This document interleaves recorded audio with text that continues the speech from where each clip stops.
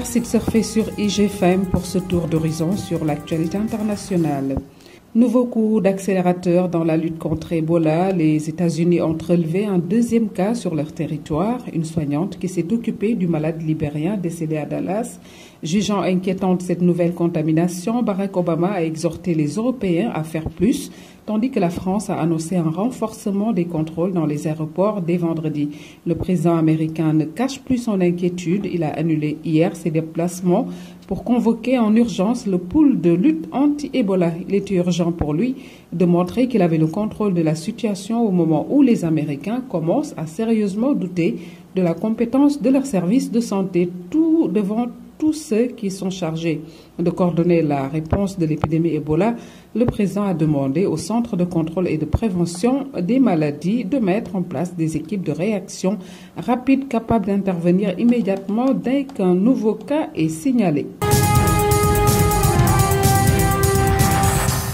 Fait inédit en Algérie, plusieurs centaines de policiers manifestent devant la présidence à El Mouradia. Des rassemblements sont aussi organisés à Oran et Constantine. Ces forces de l'ordre réclament la démission de leur chef et de meilleures conditions de travail. Après avoir rencontré les représentants du mouvement à Alger, le Premier ministre Abdelmalek Sellal a reconnu que les policiers travaillaient dans des conditions difficiles et annoncé la tenue dimanche prochain d'une réunion interministérielle sur la question.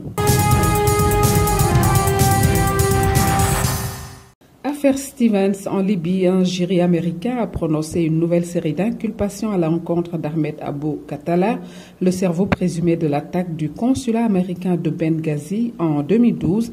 Le Libyen encourt désormais la peine de mort, accusé par les États-Unis d'être responsable de l'attaque du consulat américain à Benghazi le 11 septembre 2012.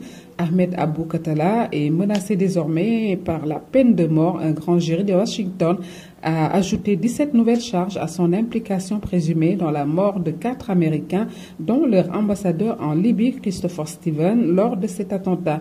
En juin, le Libyen détenu aux États-Unis avait plaidé non coupable de conspiration en vue d'apporter un soutien matériel à des terroristes. Ahmed Abou Khattala avait été capturé en Libye juin par les forces spéciales américaines puis transféré aux États-Unis.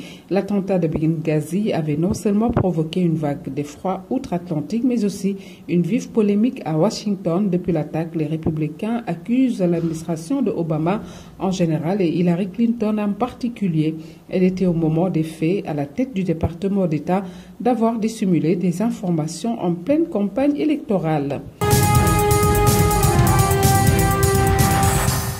En Centrafrique, 6 miliciens anti-Balaka qui refusaient d'être désarmés ont été tués mercredi à Bangui lors d'échanges de tirs avec les forces internationales. Selon la MINUSCA, 6 victimes ont été dénombrées à la suite d'échanges de tirs mercredi soir dans les 5e et 8e arrondissements de Bangui entre les forces internationales européennes et onusiennes et les anti-Balaka qui refusaient d'être désarmés. Aucun nouvel incident n'avait été signalé jeudi matin.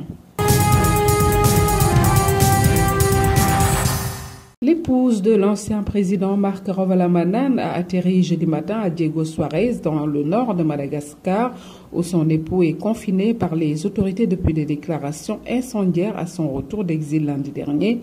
Madame Lalao, elle-même ex-candidate invalidée à la présidentielle, a transité par un salon VIP avant de s'engouffrer à bord d'un 4x4 qui l'attendait pour éviter d'être photographiée et n'a fait aucune déclaration.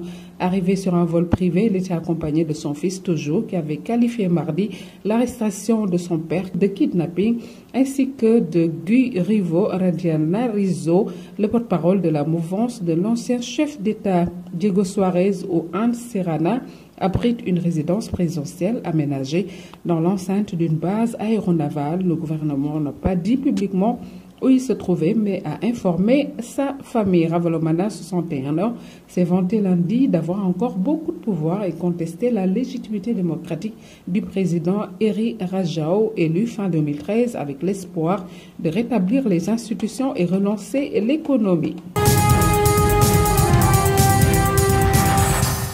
Ça se passe en Afrique. Ces 2 policiers apparaissant sur cette photo ont été arrêtés et suspendus après sa diffusion sur les réseaux sociaux. Le photographe, lui aussi officier de police, a également été sanctionné, rapporte la presse tanzanienne.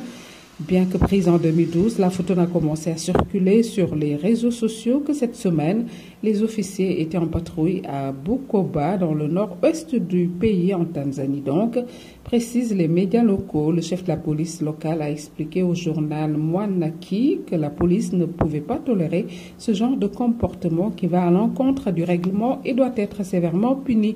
Les 3 policiers attendent d'être jugés pour atteinte à la pudeur. Et puis, sachez que Jean-Bernard Lévy, actuel PDG du groupe Thales, a été nommé mercredi pour succéder à Henri Proliot à la tête d'EDF, Électricité de France. Le nouveau patron du groupe devra s'assurer de la mise en œuvre de la loi sur la transition énergétique votée le 10 octobre dernier. C'est tout pour ce rapide survol de l'actualité internationale sur IGFM. Merci de nous suivre. On se retrouve demain.